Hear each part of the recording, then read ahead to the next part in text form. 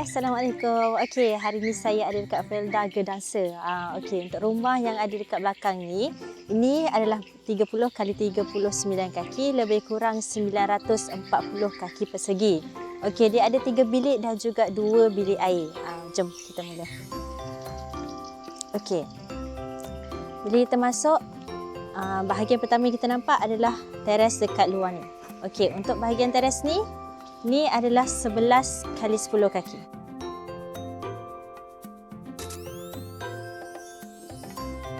Seterusnya untuk bahagian yang kecil ni. Okey, ini pun kita panggil dia sebagai teres juga, tapi teresnya 2 kali 10 kaki. Okey, seterusnya jom kita masuk. Assalamualaikum. Okey. Bahagian yang pertama saya nak tunjukkan adalah living area dahulu. Okey, untuk living area ni, ini adalah 16 kali 10 kaki.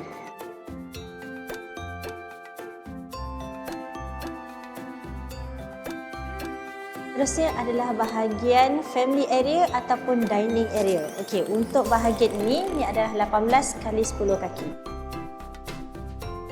Okey, yang seterusnya adalah bahagian bilik.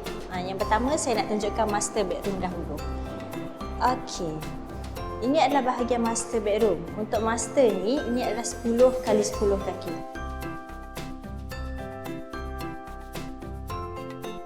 Okey, dalam master bedroom kita ada satu tandas. Okey, untuk tandas ni, ini adalah 4 kali 6 kaki.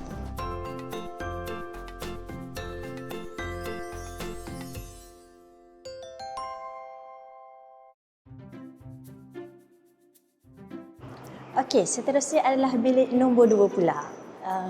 Okey, untuk bilik ni kecil sikit. Yang ini adalah 9 kali 10 kaki.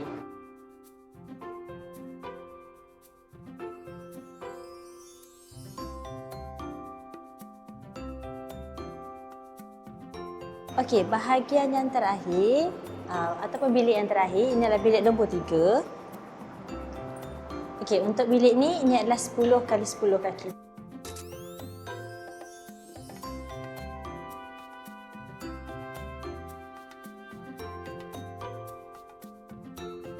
Okey, sekarang ini adalah bahagian dapur. Untuk dapur ni juga 10 kali 10 kaki. Okey, dekat dapur ni kita ada table top 10 kaki. Dan dekat dapur kita ada satu tandas. Untuk tandas ni ini adalah 4 kali 7 kaki.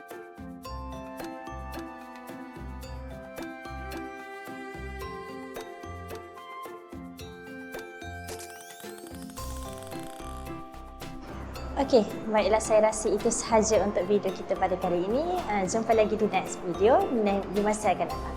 Okey, kepada anda yang nak bina rumah, bolehlah cari kami di TikTok, Facebook dan juga YouTube @OM Homes Construction ataupun WhatsApp di nombor yang tertera. Jumpa lagi.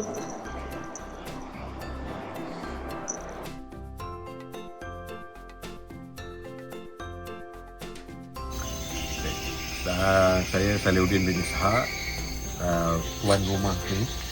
Jadi saya amat berpuas hati lah dengan syarikat 2M Construction ni.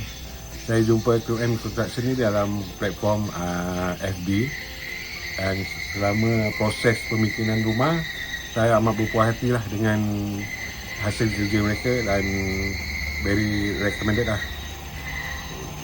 Saya amat rasa bertuah lah dapat berjumpa dengan company ni. Senang berurusan dan sangat cepatlah dia punya ni, prosesnya lancar.